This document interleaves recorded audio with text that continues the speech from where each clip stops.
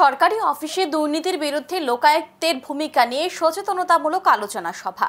শুক্রবার ধর্মনগর বিবেকানন্দ স্বার্থ শতবার্ষিকী ভবনে হয় আলোচনা সভা।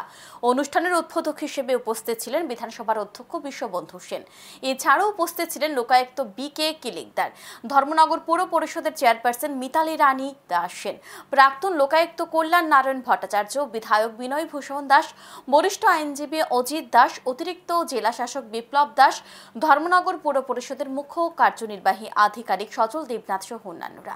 আলোচনায় বিভিন্ন বিষয় উঠে আসে, দেখে নেব বিস্তারিত।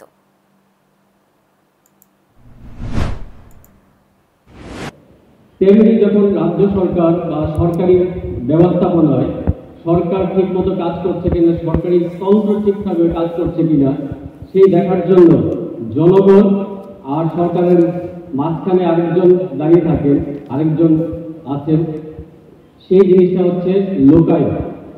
লোকায়ুক্ত একটি সংস্থা, স্বাধীন সংস্থা।